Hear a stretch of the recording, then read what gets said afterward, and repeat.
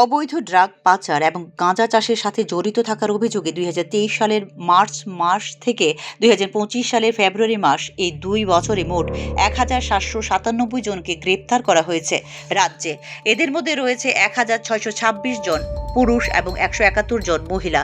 সর্বশেষ রিপোর্টে কথা জানিয়েছে রাজ্যের স্বরাষ্ট্র দপ্তর।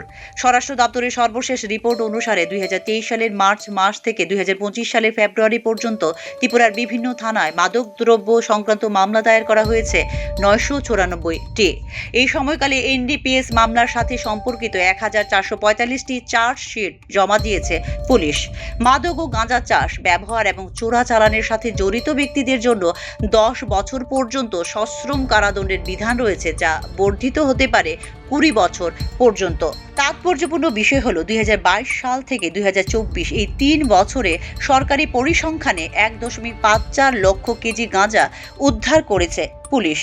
এছাড়া ৪.৮২ লক্ষ নিষিদ্ধ কাশির সিরাপের বোতল, ২৫.০১ লক্ষ ইয়াবা ট্যাবলেট এবং ৫,৮৫৩.৯৪ হেক্টর জমিতে ছড়িয়ে থাকা গাঁজার গাছ ধ্বংস করা হয়েছে বলে জানিয়েছে রাজ্য স্বরাষ্ট্র দপ্তর। ত্রিপুরার সাথে বাংলাদেশের ৮৫৬ কিলোমিটার আন্তর্জাতিক সীমান্ত রয়েছে, যার মধ্যে স্থল ও নদী সীমান্ত রয়েছে, যার বেশিরভাগ অংশই কাঁটাতারের বেড়া দিয়ে আচ্ছাদিত।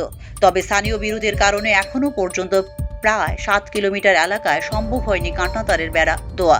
এক্ষেত্রে প্রধান আন্তঃসীমান্ত অপরাধের মধ্যে রয়েছে মানব পাচার, অস্ত্র পাচার, মাদক পাচার, গবাদি পশু এবং অন্যান্য পশু পাচার, যা নিয়ে উদ্বিগ্ন কেন্দ্রীয় স্বরাষ্ট্র মন্ত্রকও।